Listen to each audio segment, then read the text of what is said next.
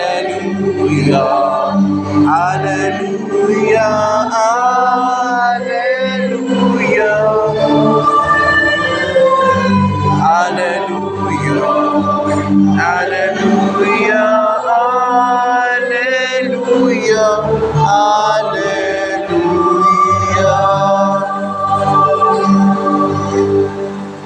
Sumainyo ang Panginoon At sumainyo rin ang mabuting balita ng ating Panginoon ayon kay San Mateo. Papuri sa iyo, Panginoon.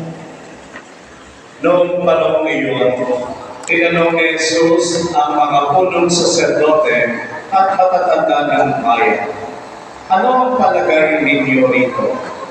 May isang tao na may 2 anak na lalaki. Lumapit siya sa nakatatanda at sinabi, "Anak, lumabas ka at magtrabaho sa basang ngayon." "Ayoko po," tugon niya. Ngunit nagbago ang kanyang isip at siya'y naparoon. Lumapit din ang ama sa ikalawa at hindi ng kanyang sinabi, "Opo," tugon nito. Ngunit hindi naman naparoon. Sino sa dalawa ang sumunod sa kalooban ng kanyang ama? Ang nakatatanda po, sagot nila. Sinabi sa kanila ni Jesus, "Sinasabi ko sa inyo, ang mga publikano at masasamang babae na una pa sa inyong kasama sa paghahari ng Diyos. Sapagkat naparito sa inyo si Juan at ipinagdala ang matuwid na pamumuhay at hindi ninyo siya pinaniwalaan. Ngunit pinaniwalaan siya ng mga publikano at ng masasamang babae. Nakita ninyo ito, subalit hindi pa rin kayo nagsisi at naniwala sa Kanya." Ang mabuting balita ng ating Panginoon. pinupuri ka namin, Panginoong Jesucristo. Likod mo. Sa ikalawang gabi ng ating simbang gabi, ipinapaalala sa ating ng ilang simbahan ang mahalagang tema na dapat na ating isaloob at naging bunga na ating pagninilay ay ang pagkilos natin sa ating pamumuhay bilang Kristiyan. Kasi kailangan. Sa pag-aaral at pakikinig natin sa Ebanghelyo, naway tayo magkaroon ng matapat at marangal na pamumuhay bilang mga Kristiyano. Mga kapatid, ang naghihiwalay ng tao sa hayop ay ang kakayahan na gumawa ng malayang desisyon. Tayo kasi ay pinagkalooban ng Diyos ng biyaya na tayo ay malayang nakakapag-desisyon. Pwede magbago ang isip, kaya pwede rin magbago ang ating mga pagkilos. Dito rin nanggagaling ang pagiging maraan ng isang tao o kaya ay piliin nila ang kaibayo nito. Narinig natin sa Ebanghelyo, tinutukoy ang mga publikano at ang mga babaeng bayaran. Sa mata ng publiko, sila ay mga makasalanan. Bakit nga naman? Ang mga publikano, sila ang tagasingin ng buwis sa kanilang mga kababayang Hudyo. Para kanino? Para sa mga dayuhang Romano na sumasakot sa kanila.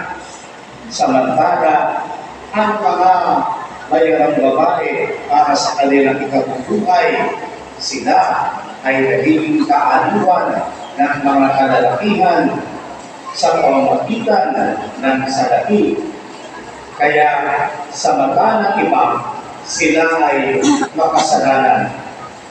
Totoo na mayroong mali ang pagiging tuta, ikana, ng mga Romano, ang pagbebenta ng talim. Pero hindi sila dapat ikahon. Hanggang dito na lang kayo. Talagang masama kayo, makasalanan kayo. Meron din kasi silang kakayahang magbago.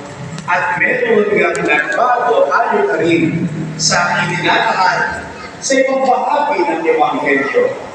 Natatandaan niyo si Mateo? Saan siya tinawag ng Panginoon si Kristo? Habang siya inabot sa habagan ng pamimilan ng buwis, Mateo, sumunod ka sa akin.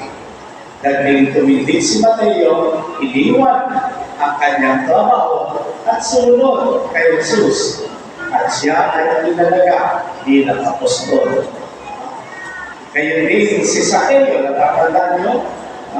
Siya ay isang publikano, makasalanan at tuloy ng maraming tao. Pero dahil sa pagtawag sa kanya ng Panginoon, Sakeo, bumaba ka agad, makikituloy ako sa iyong tahanan. At doon pinahayag ni Sakeo ang kanyang pagbabagong buhay.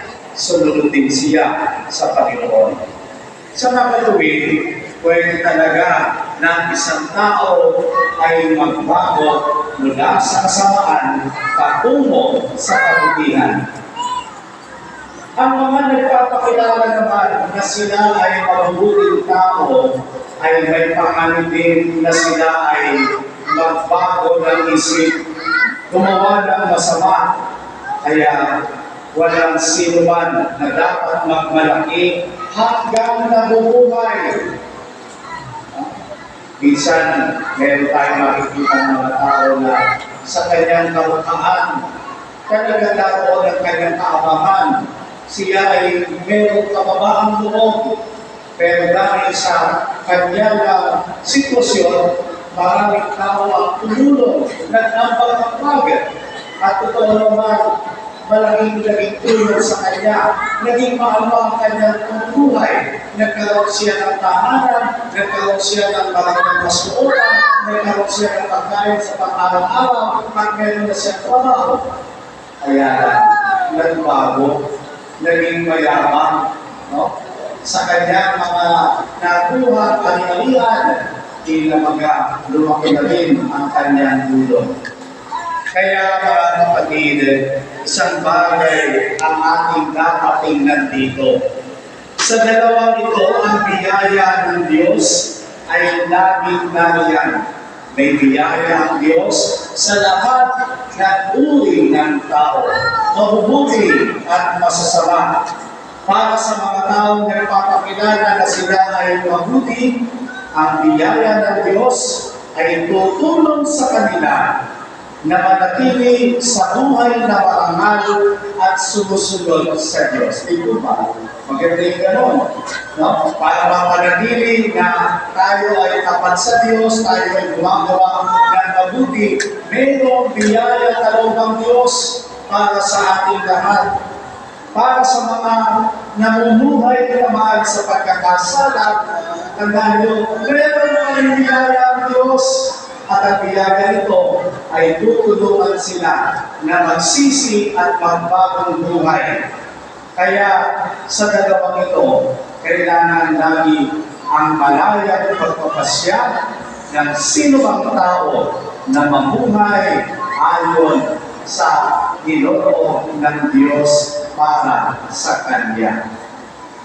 Maraming mong kapatid, sa gabi nito, mula na rin sa itinahayag ng Ebanghelyo, inaalaya tayo na magbago ng kalooban at marunong tumalima sa Panginoon.